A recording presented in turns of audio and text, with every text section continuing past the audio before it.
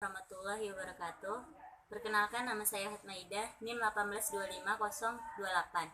Baiklah, di sini saya akan menjelaskan materi tentang metode penelitian yang dosen pengampunya Bapak Purwantoro MSI.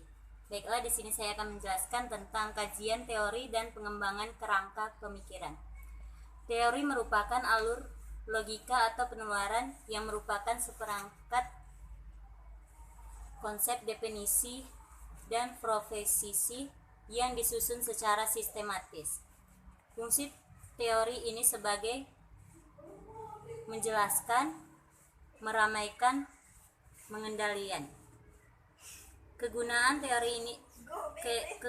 teori dalam penelitian yaitu: 1. Dalam penelitian kuantitatif, teori yang digunakan harus sudah jelas karena teori di sini sebagai dasar untuk merumus hipotesis sebagai referensi untuk penelitian. Selanjutnya, teori yang digunakan untuk memperjelas, mempertajam ruang lingkup yang akan diteliti. Yang A. Deskripsi teori, yang berisi tentang penjelasan terhadap variabel-variabel yang diteliti melalui definisian dan uraian yang lengkap dan mendalam dari berbagai referensi, sehingga ruang lingkup kedudukan referensi terhadap hubungan antara variabel yang diteliti menjadi lebih jelas dan terarah.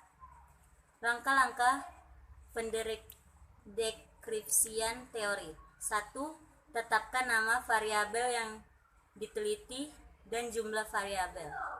2. Cari sumber-sumber bacaan sebanyak-banyaknya dan yang relevan dengan setiap variabel yang diteliti. Yaitu lihat daftar isi setiap buku dan pilih topik yang relevan dengan setiap variabel yang akan diteliti. Cari definisi setiap variabel yang diteliti pada setiap sumber bacaan, lalu bandingkan dengan yang lain.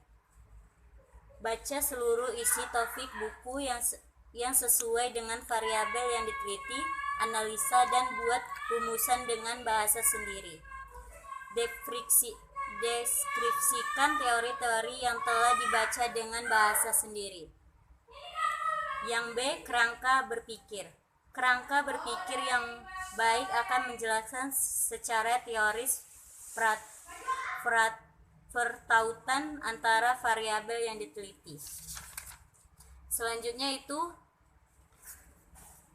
bila dalam penelitian ada variabel moderator dan intervening, maka juga perlu dijelaskan mengapa variabel itu ikut dilibatkan. Penjelasan: 1. Menetapkan variabel yang diteliti. 2. Membaca buku dan hasil penelitian. 3. Deskripsi teori dan hasil penelitian. 4. Analisis komparatif terhadap teori dan hasil penelitian. 5. Analisis krisis. 6. Sintesa kesimpulan. 7. Kerangka berpikir. 8. Hipotesis. Selanjutnya, pertemuan 12, metode pengumpulan data. Data merupakan bahan mentah yang diolah menjadi sebuah informasi yang menunjukkan fakta. Ada 2 jenis data. 1. Kualitatif, berbentuk kata-kata. 2. Kuantitatif, berbentuk angka-angka. Ada jenis data berdasarkan cara memperoleh. 1. Primer, secara langsung diambil dari objek atau peneliti. 2. Sekunder, data didapat dari penilaian orang lain. Selanjutnya, macam-macam data penelitian. 1. Kualitatif. Kualitatif dibagi menjadi 2, yaitu data nominal yang disusun menurut simbol. 2. Data ordinal, berdasarkan pada ranking tinggi atau rendah. Yang 2. Kuantitatif, terbagi menjadi 2, data interval yang menunjukkan jarak data. Data rasio yang mempunyai nilai nol mutlak dan jarak yang sama. Selanjutnya, dalam meneliti kita harus paham dengan populasi dan sampel. Populasi, seluruh objek atau sekelompok orang dan kejadian. Sampel, bagian dari populasi yang diteliti. Faktor untuk menentukan sampel, derajat keseragaman, rencana analisis, biaya, waktu, tenaga. Untuk menentukan jumlah sampel, dengan rumus N sama dengan N per 1 tambah N dalam kurung D kuadrat sama dengan N populasi, N kecil besar sampel, D X sama dengan 0,05 atau 0,1. Penyusunan instrumen penelitian. Instrumen adalah alat yang memenuhi persyaratan akademis sehingga dapat digunakan sebagai alat untuk mengukur suatu objek.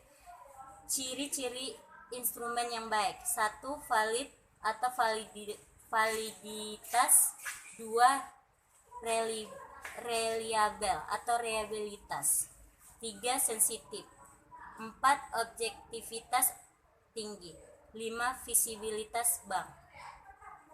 1.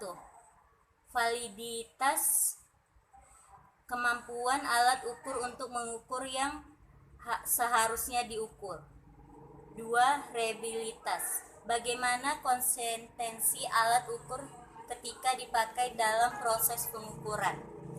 Dengan demikian, reliabilitas pada dasarnya adalah sejauh mana hasil suatu pengukuran dapat dipercaya.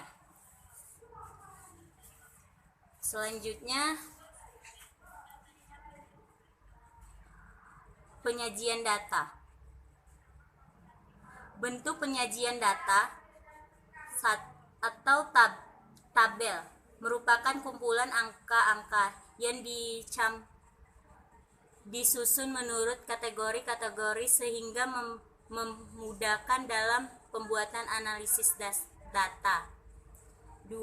Grafik merupakan gambar-gambar yang menentukan secara visual data berupa angka ataupun simbol yang biasanya berasal dari tabel.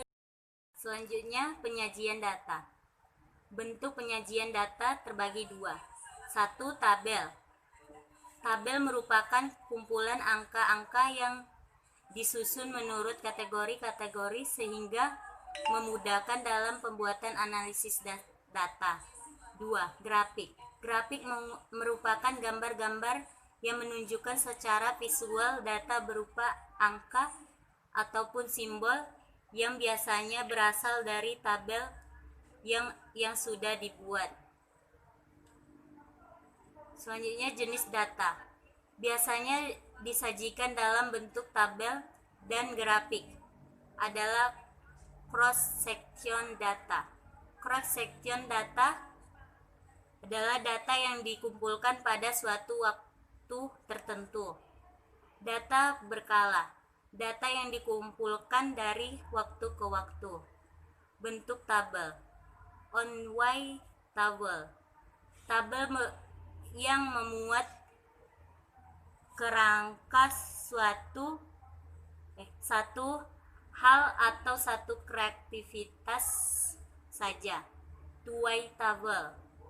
Tabel yang menunjukkan hubungan dua hal atau dua karakteristik. Selanjutnya, teknik pengelolaan penyajian analisis data.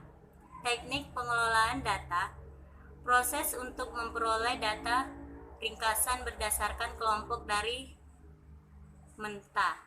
Tujuan mendapatkan data statistik yang dapat digunakan untuk melihat atau menjawab persoalan secara kelompok. Data mentah dan hasil pencatatan peristiwa atau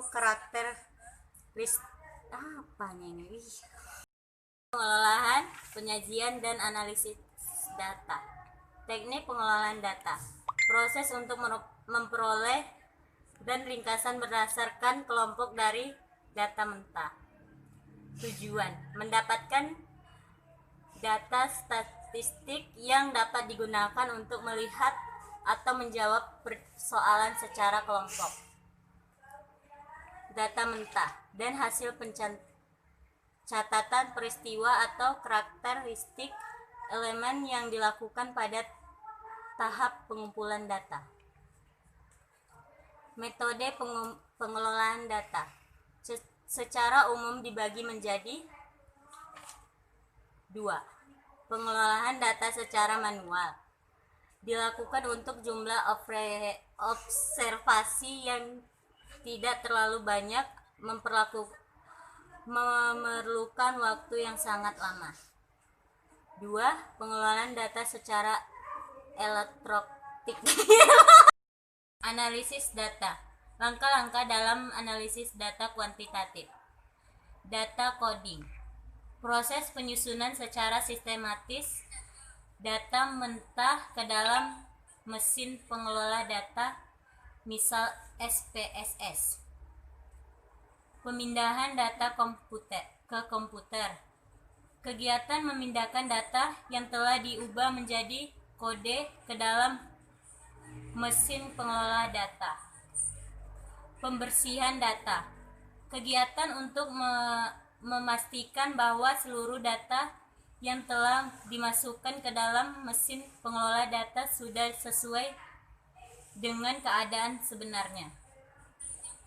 2 tipe kesalahan dalam cleaning. Visible code cleaning. Kesalahan yang diakibatkan oleh penelitian ketika memasukkan data ke dalam mesin pengelolaan data.